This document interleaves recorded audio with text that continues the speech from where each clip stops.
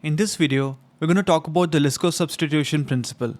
The Liskov Substitution Principle states that any implementation of an interface should be substitutable for any other implementation without affecting the correctness of the program, or subtypes must be substitutable for their base types.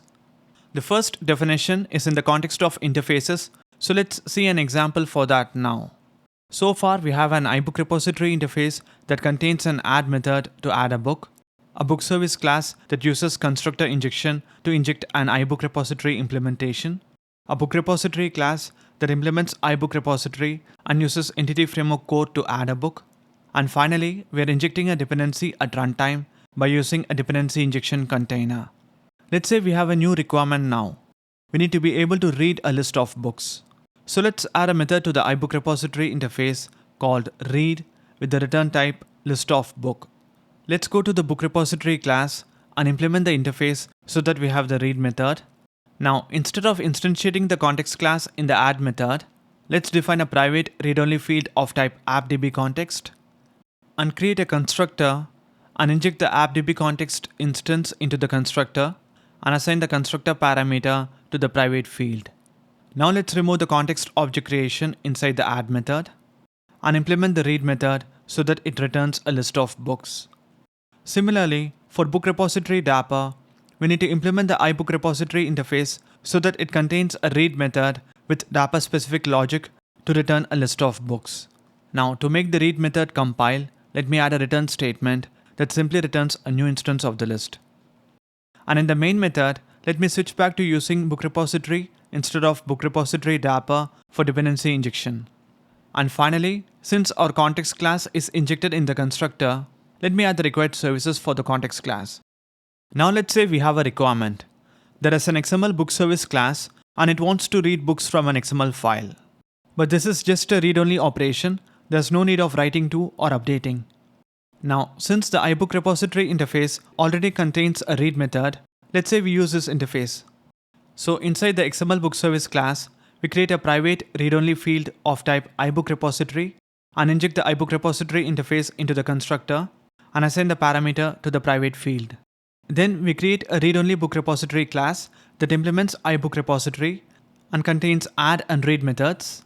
And then we can define a private read-only field of type string called file path and then provide a constructor that takes in a path and assign it to the file path field. And since we just want to read books, we don't want to add any book, we're not implementing the add method. And in the read method, let's assume there is some logic to read data from an XML file. And to make the code compile, let me add this return statement at the end. Now, the XML book service class can use the read-only book repository to read book information. Now, going back to the definition of the Liskov substitution principle, any implementation of an interface should be substitutable for any other implementation. This means that a client should be able to work with any implementation of an interface without affecting the correctness of the program. In our example, the book service client is able to work with book repository and call its add and read methods without causing the program to fail. But the question now is, will book service be able to work with read-only book repository? So let's say we add the service for read-only book repository instead of book repository. So when the book service class is instantiated, a read-only book repository instance will be injected into the constructor and its add method will be called. But we know that the read-only book repository class does not contain an implementation for the add method. It throws a not implemented exception. This is okay for an XML book service class which does not use the add method, but for the book service class, we need to have an actual implementation. So the book service class is not able to work with read-only book repository, meaning we are not able to substitute one implementation of an interface with another without causing the program to fail. And this violates the Liskov substitution principle. We'll see how to satisfy the Liskov substitution principle in the next video. But for now, we'll talk about the other definition of the principle. Subtypes must be substitutable for their base types. Let's use a toy example for this case. Let's say we have a class called base type with a property called prop1. And in the constructor, we're setting prop1 to 1. This is known as a data invariant, which is simply a condition that must be true for the lifetime of the object. Further assume we have a virtual method in the base type class called getValue that accepts two integers called num1 and num2 and returns an integer. And inside the method, we have a precondition first that checks if num1 is 0, in which case we are throwing an argument exception. Otherwise, we are adding up the two numbers and storing the result in a local variable called value. Then we are checking if value is 0, in which case we are setting value to 1. And then finally, we are returning that value. Now let's say we have a class called client that wants to consume base type. So it contains a private read-only field of type base type and injects the base type in its constructor and assigns the constructor argument in its private field. Then it contains a method called doSomething with some logic that we'll explore in a bit. And finally, let's assume it's a console application and we create an instance of the client class and inject the base type dependency manually in the constructor. And then we call doSomething on the client instance. Now the question is, will the client be able to work with the provided base type instance? When the doSomething method is invoked on the client instance, the prop1 property on the base type instance is read and stored in the value1 variable. If you remember, we set prop1 to 1 in the constructor of the base type class. So the value1 variable will be 1, and then in the next statement, we're dividing 2 by value1, which is 1, and now the result1 variable will have the value 2.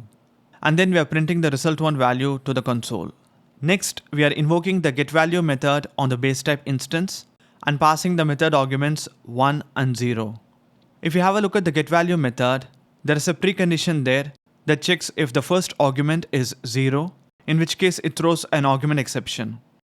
Since in our case the first argument is not 0, it will proceed to the next statement, and then we are adding up the two arguments and storing the result in the value variable. Next, we have a post condition that checks if value is 0 or resultant value is not 0, so we are just returning that value back in the next statement. And finally, we are storing the returned value 1 in the value2 variable and then dividing 2 by value2, which is 1, so the result2 variable will be 2, and then we are printing the value 2 to the console. So in other words, the client is able to work correctly with the provided base type instance. But let's say we create a class called subtype that inherits from base type, and inside that create a constructor that calls the base class constructor and then set prop1 to 0. Now if we go to the main method and substitute base type with subtype, will the program work?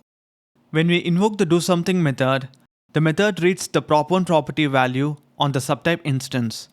As we know already, in the subtype constructor, we set prop1 to 0. So the value 0 will be stored in the value1 variable, and then in the next statement, we try to divide 2 by value1, which is 0 in this case.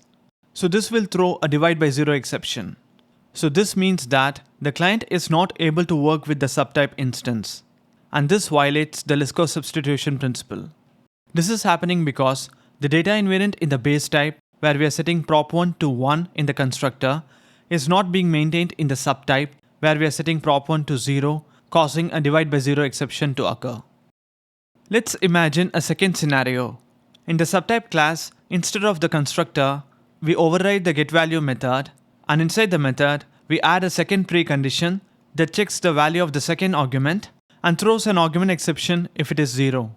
Then we multiply the two numbers and store the result in the value variable, and then we have the post condition as it is, and then finally we return the value. Now, will the client work with this version of the subtype instance? Again, when we invoke doSomething, the doSomething method reads the prop1 property value on the subtype instance, which is still 1, so the code will still work without any issues. But then further down, when we invoke the getValue method, we pass in two arguments, 1 and 0. We know that in the subtype class, we overrode the getValue method and added a precondition that checks the value of the second argument and throws an argument exception if it is 0. Since in our case, the second argument is 0, an exception will be thrown. So again, the client is not able to work with this new subtype instance. This is once again a violation of the Liskov Substitution Principle. And this is happening because the preconditions in the base type have been strengthened in the subtype. Now for the last scenario. In the getValue method of the subtype class, let's remove the second precondition and remove the post condition as well. Now when we invoke doSomething on the client instance, the first few lines will work normally as usual, but when you call the getValue method, we are passing in 1 and 0. These two numbers will be multiplied and the value 0 will be returned as such because we have removed the post condition. So the value 0 will be stored in the value 2 variable, and then in the next statement we are dividing 2 by value 2, which is 0 in this case, causing a divide by 0 exception to occur. So once again the client is not able to work with the new subtype instance, causing a violation of the Liskov substitution principle. And in this case the violation is occurring because the post conditions in the base type have been weakened in the subtype. So from this discussion we can conclude that for subtypes to be substitutable for their base types, we need to follow 3 rules. Data invariance in the base type must be maintained, preconditions in the base type must not be strengthened in the subtype, and post conditions in the base type must not be weakened in the subtype. In the next video, we'll talk about the interface segregation principle, and in the process, we'll adhere to the Liskov substitution principle that we violated in our book service example.